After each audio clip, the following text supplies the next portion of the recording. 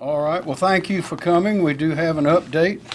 As you know, this is there's a lot of work that go into making these plans and doing the logistics. And we must be flexible. We must be alert. And we are, of course, the hurricane is gathering strength. As you know, it's expected to be a Category 4, which means over 130 miles an hour. So, John Quiarello from the National Weather Service. You begin, please. Thank you, Governor.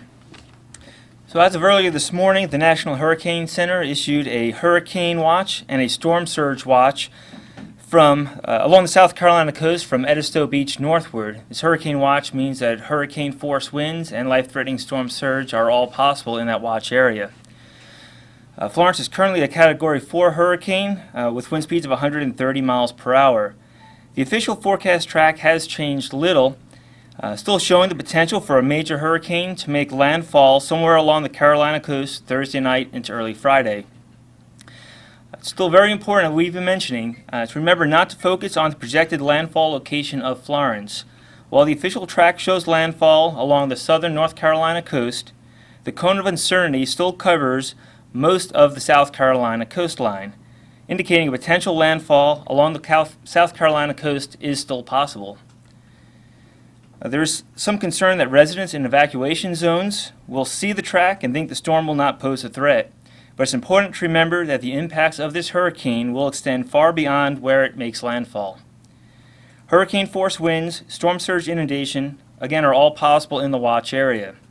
In addition, as Florence nears the coast, it will slow its forward speed, like producing significant rainfall and flooding north and east of its track. So overall, it's better to get prepared now and get to a safe location if you're in an evacuation zone than risk being directly impacted by a landfalling major hurricane if Florence does indeed come to the South Carolina coast and make direct landfall here. Thank you, Governor. Thank you, John. And we'll answer questions in a minute. Effective immediately, I have lifted the mandatory evacuation order for all evacuation zones in the following 3 counties, only. They were to go into effect at noon. They will not go into effect. I have now lifted them in 3 counties and 3 counties only: Jasper, Beaufort, and Colleton. And that is based on the most recent information that Mr. Quiarello just related. Edisto Beach, however, is in Colleton County. Edisto Beach is also within the hurricane watch zone, so Edisto Beach will still be considered at evacuation at 12 noon today under the evacuation order. The latest hurricane watch issued by the National Hurricane Center, as you know, extends along the coast from Edisto Beach all the way up to the North Carolina border and beyond. So that's what we're watching. What is a hurricane watch? As explained, that means that hurricane conditions, and those are sustained winds of 74 miles an hour or more, are possible within that area. A hurricane watch is typically issued 48 hours in advance of the anticipated onset of the hurricane in that area. How about our offices, state offices, and schools?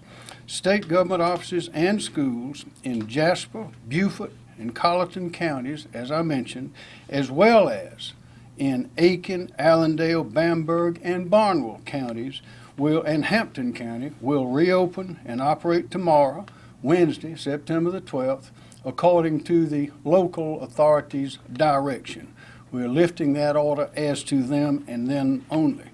Also, I have ordered that the lane reversal scheduled to begin at noon today on I-26 in Charleston will start 1 hour earlier at 11 o'clock. It has already started to relieve traffic in that area. The Department of Transportation and Department of Public Safety were able to prepare and secure the lanes for reversal earlier than anticipated, and there's no reason for us not to go ahead and open them up.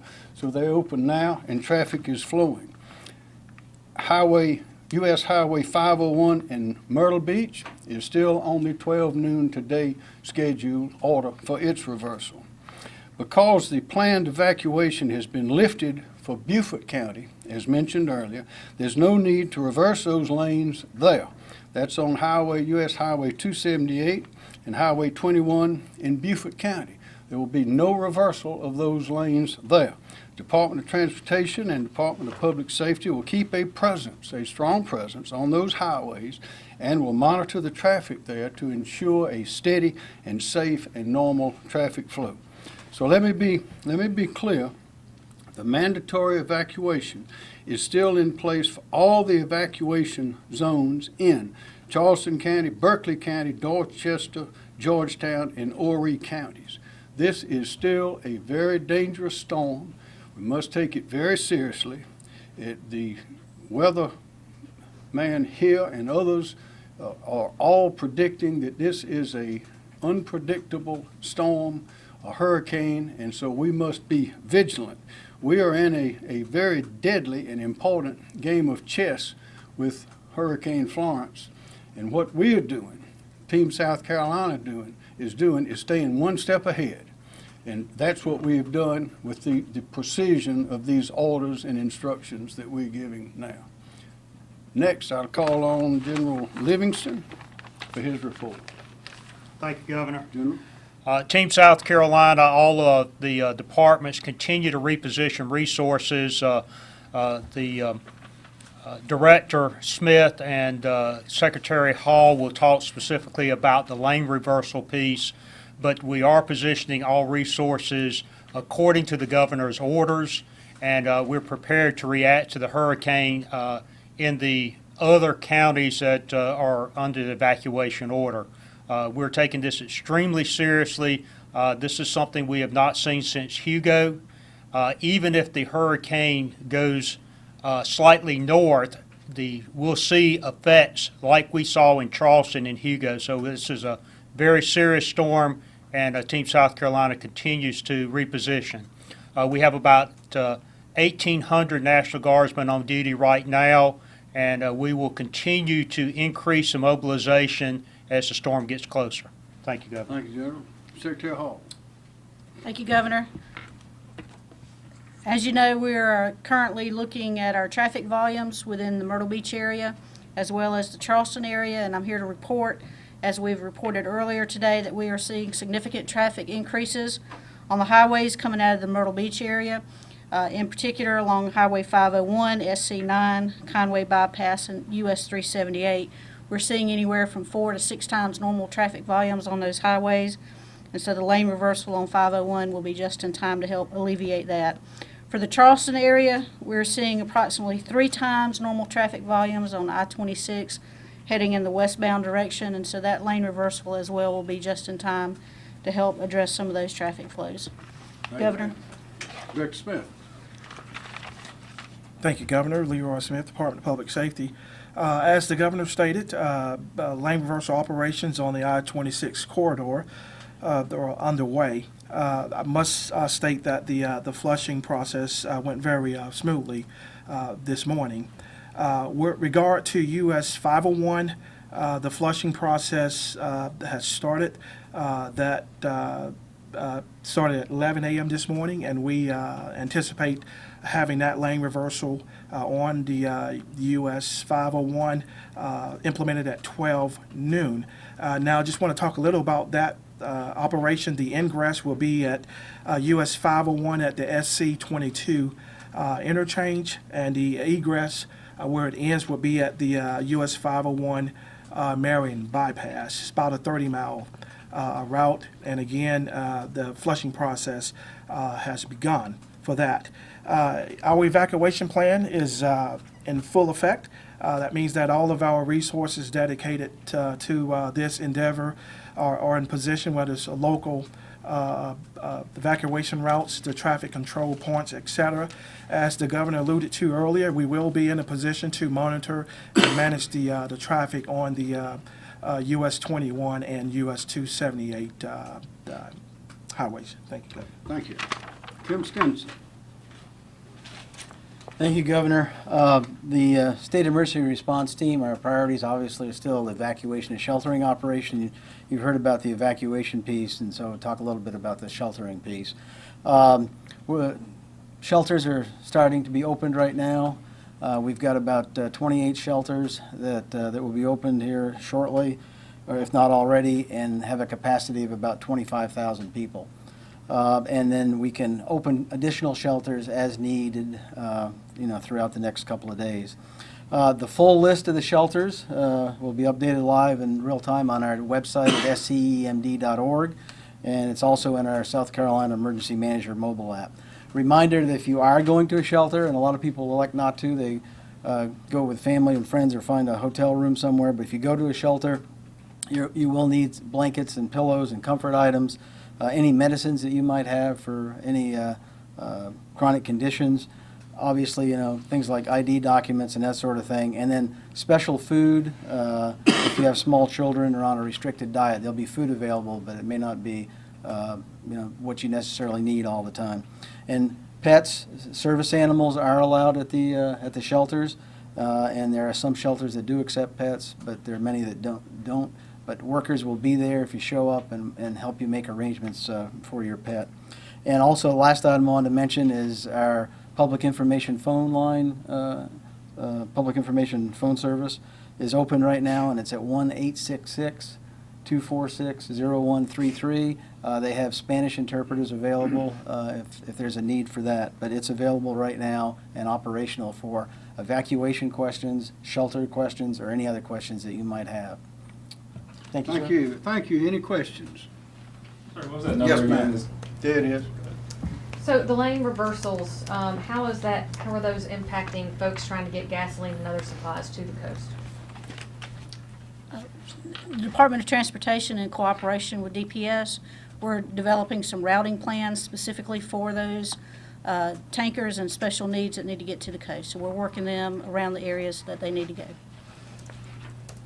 Next question. When are you expecting the peak hour of all these motors moving towards the Midlands, and then kind of what's your precaution I to... mean, those million or so people. Right. And what's your precaution to National Guardsmen and other people that's working along the highway? I'm gonna defer to Secretary Hall in terms of the volume of traffic and so forth. So we're seeing roughly currently about 3 times the normal volume that we expect to see on I-26. Obviously, with the storm approaching, with the evacuation order going into effect, we're expecting to see some additional increases in that. I don't have a specific time exactly when we expect to see those peak numbers, but we are monitoring those every hour and trying to make adjustments as needed with patrol to make sure we have things moving smoothly up and down the highways to get people out of the area of danger. So sometime, late today, early tomorrow as well. Morning time seems to be a common time for people to want to get on the highways. So we're prepared. Whenever the peak comes, we'll be ready to handle it. Thank you, General. Governor, Just a reminder, we will terminate operations 6 hours before the onset of tropical force winds to give everybody, all the workers, a chance to remove the barriers and get into a safe location. Governor, yesterday you mentioned that some of the school buses would be used to ferry people from those evacuation areas. Right. Has that started yet? If so, how can people find out this is going on? Where can they go? They can call that number to get that information, and the others as well. But of course, we're not having, we're canceling that order in those counties that I mentioned earlier. A part of our approach to this, part of our team approach to this is to prepare for the worst, but hope for the best. And as the weather has shifted, we are making the precision adjustments to see that we're doing the right thing. Right. But For anybody those want to comment more on that question? Do you know the specifics? On the local? Yes, sir. It's a local Yeah. decision with the buses. Go ahead. Yeah. All the local counties, the coastal counties, have plans to transport people without transportation assets themselves to centralized pickup points and then take them to shelters. So the first place to probably call is the county, and many of them have information lines or county emergency management. But if that doesn't work, you can't, certainly this number right here will help as well.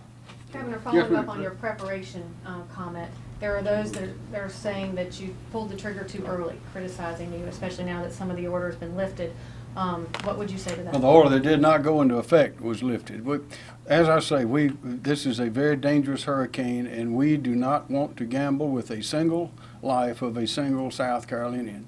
We live on the coast, so we're going to have hurricanes, and we must take precautions. And everyone agrees this is one of the most dangerous and most unpredictable we've seen, with a force that is even greater than Hugo, which a lot of us remember as being very strong. So we try to operate on the very best and latest information with precision, just not to inconvenience people when it's not necessary to do so, but also to be sure that our people are out of harm's way, and that we've exercised all the logistical implications and everything we need to do to have thousands of public servants that are working to keep the people safe. This is a part of plan, and you may notice that when we announced the original precautions, we on the lane reversals in Beaufort County, we had those in suspense. That is, they were not ordered to go into effect at noon today as the others were, and that's precisely because the situation in those counties towards the southern part of the state are a little different from the others, and we have now implemented further and refined that plan as you see today. I want to go back to my bus question. So as it stands right now, there are no buses that you guys know of taking people to these shelters? Why don't you do that? I'm sure that's ongoing right now, and that's part of the process. So I just can't tell you for sure, who's moving or what, but that's all part of the process. And right now, the evacuation doesn't start for another 30 minutes, so they probably don't have a lot of business yet, but they probably will later today. Also, someone just asked me, is there a reason that there's not a sign language interpreter out here right now? One was not available. Yeah, exactly, but we'll have one here available 24 hours a day from now on. On the order itself, you mentioned that it's mandatory. Yes. What does that word mean exactly? That means you must go. But what happens if you don't? Well, to begin with, you might be a victim of the hurricane. Is one thing that might happen if you don't, because this evacuation order is based on the very best information we have from professional sources all over the world. And in the talent in South Carolina and sophistication working on it is second to none anywhere. This is our best estimate of the right thing to do. But no one will be put in handcuffs and let Well, away? technically, there have been instances when people have simply refused to leave, where they say, for example, that their house was not going to be flooded, and it turned out the water was up over the roof, and they were invited to get into a boat and to leave, even though they did not want to go. Technically, it is a mandatory order. Are you requiring people to sign any paperwork if they refuse to leave and that type of thing? Or? No, sir. Governor, there seemed to be some concern about hotels yesterday. Do we have any idea on the latest figures? Do people need to keep going west past? We do. Dwayne Parrish is here, Parks, Recreation, and Tourism Director. Dwayne? Thank you, Governor. Yes, the best way for those that are in the evacuation zones to check for availability outside the evacuations is to look at online travel agents such as Expedia, Travelocity.com. If there's a particular area they'd like to go, they can certainly look at that. You can also use hotel brand websites, other short-term stay sites such as Airbnb to check for areas outside of the evacuation zones. That's the fastest way to check availability. Can they up the price because of this happening? There are price gouging laws in South Carolina. We're not to say they can't, but it'd be against the law. And once the evacuation order, which is now in effect as of noon today, will take place, price gouging laws are in place now for that to prevent that from happening. What if that does happen? What do they do? We'll follow up afterwards. We'll track that. People can call and report that to this number that you see on the screen here. Call and report a hotel that may be, or gas station or others that may be gouging, and report that, and we'll follow up after the storm. And eventually, of course, that would, as Dwayne Parrish says, eventually that would get to the Attorney General's office for questions of investigation and prosecution, but it's very difficult to do anything on the spot, so people should not expect anything on the spot. Just as people should not expect to get arrested and made to leave. We have millions of people that are going to be being evacuated, so we want everybody to use their best judgment, obey the law, and obey the instructions. There are concerns from people that are hourly wage workers working in tourist kind of jobs along the coast. What would you tell them in terms of perhaps losing a week's wages? Well, we live on the coast, and that means we have hurricanes. If we lived in other places, we'd have other things happen that are part of nature. And I think most of us are just happy to live in South Carolina because we think it's the best place to be of all. Any more questions for anyone? Yes. Could I make a comment Sure. on that? I wanted to go back to the timeliness of the evacuation. It takes 36 to 48 hours to evacuate the coast. A storm can make a change in 2 to 3 hours that is unpredictable.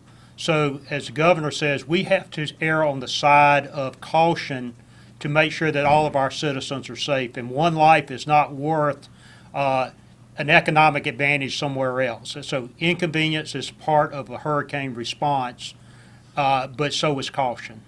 As far as the county and the buses and things are concerned, the state sets the conditions for the counties to be able to evacuate people from the coast, but they'll make those decisions as their individual situations progress.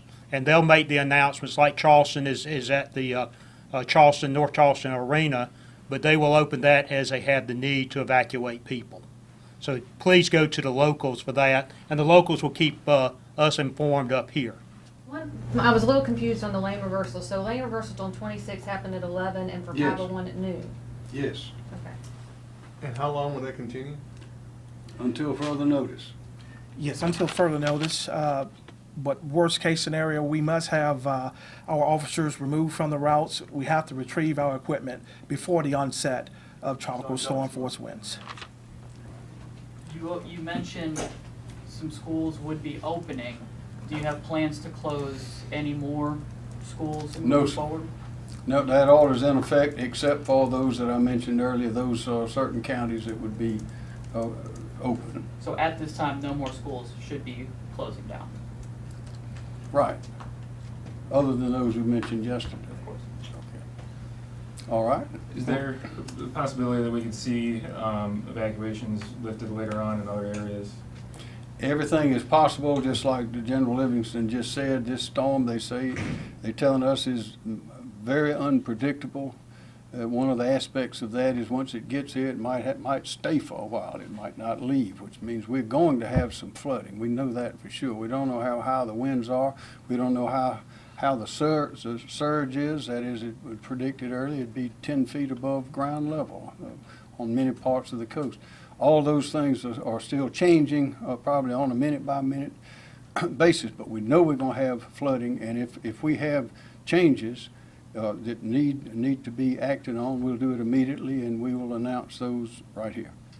And then lastly, I saw that President Trump approved your emergency order. Can you talk Yes. a little bit about what assistance help maybe that's giving the state? That emergency declaration from the president opens the door to federal help, assistance, funds in a variety of ways. And he called yesterday to say he was doing that, and we are very appreciative of the quick response of the administration.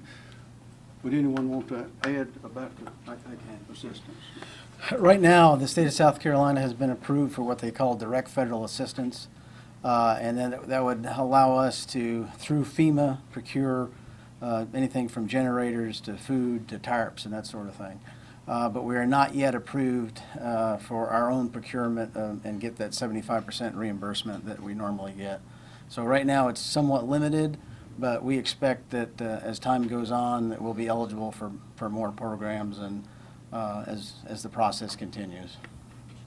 What should people in the Midlands and more inland be worried about and preparing for? I mean, stores even in Columbia already have water flying off the shelf.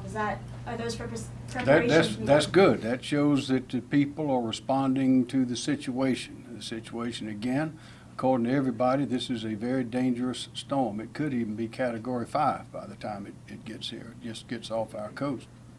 People need to be careful. Better to be safe than sorry. And it's a good sign when we see preparations being made. Anything to the upstate, they're going to be taking in a lot of people up there where we are as well. I know cars full of families, encourage anything of them. Is there what? Anything in the upstate, encourage anything of people in the upstate. They'll be taking in a lot of people as well. Well, they need to be on alert just like everyone else, because this is it's a dangerous storm, and we don't know how far the winds and the rain will go. As I say, we know we're going to have flooding. Anything else on that? Going No, there. obviously, we're known for hospitality, so I'm sure Greenville, Spartanburg, and the upstate will open their arms and welcome people. Y'all, thank you very much.